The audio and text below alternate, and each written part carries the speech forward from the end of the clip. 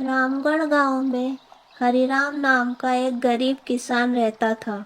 उसका छोटा सा घर कच्ची मिट्टी का था और खेत बस उतना ही था कि किसी तरह पेट भर सके। हरिराम मेहनती था। सुबह सूरज निकलने से पहले खेत में पहुंच जाता और रात अंधेरा होने पर ही घर लौटता। लेकिन फिर भी उसकी हालत सुधरती नहीं थी। उसकी पत्नी सावित्री अक्सर कहती, हरी हम कितने ही दिन भूखे रहेंगे। बच्चों को भी ढंग का खाना नहीं मिल रहा। गांव के लोग ताने देते हैं और हमें हीन समझते हैं।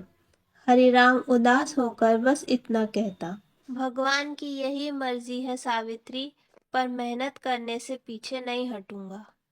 गांव का साहूकार अक्सर उसके घर आता और कहता, हरिराम मेरा उधार कब लौटाएगा?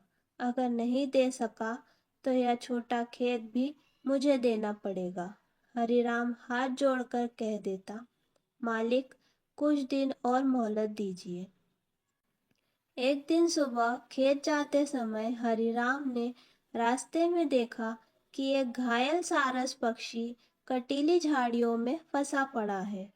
उसका पंख बुरी तरह जख्मी था। हरिराम ने बिना सोचे समझे उसे उठाया, पानी पिलाया और अपने घर ले जाकर पट्टी कर दी। सावित्री बोली, हरि हम खुद भूखे हैं, इसे क्या खिलाओगे?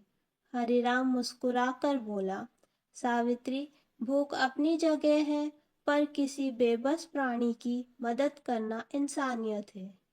कुछ दिनों में सारस ठीक हो गया और उड़कर चला गया। कुछ हफ्तों बाद अचानक उनके घर एक साधु आए। उन्होंने हरिराम को आशीर्वाद देते हुए कहा, बेटा तुम्हारी दया व्यर्थ नहीं जाएगी।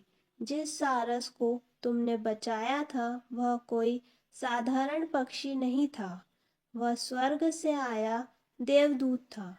आज वह मेरी प्रार्थना से प्रसन्न होकर तुम्हारे लिए वरदान भेज रहा है।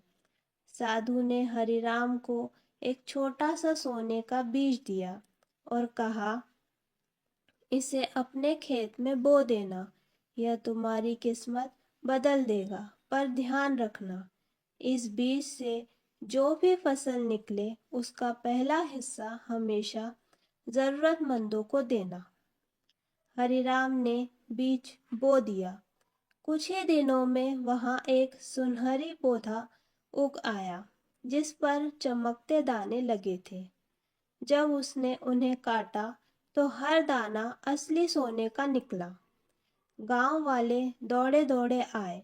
साहूकार हैरानी से बोला, यह कैसे संभव है? खेत से सोना उगाया। हरिराम ने सोना बेचकर अपना उधार चुकाया, घर ठीक कराया और गांव के गरीबों में भी बांट बांट दिया। यह खबर राजा तक पहुंची।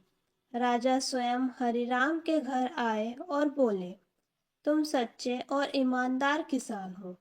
तुम्हारे जैसा इंसान ही हमारे राज्य की शान है। आज से तुम इस गांव के जमींदार हो और मेरी सभा में राजकृषि सलाहकार भी रहोगे। इस तरह गरीब किसान हरिराम ने अपने सच्चे दिल, दया और ईमानदारी से किस्मत बदली। उसका घर खुशहाल हो गया, बच्चे अच्छे कपड़े पहनने लगे और गांव के लोग अब उसे आदर से देखने लगे। हरिराम गांव में मिसाल बन गया कि मेहनत और भलाई कभी व्यर्थ नहीं जाती। भगवान देर से सही मगर इंसाफ जरूर करता है।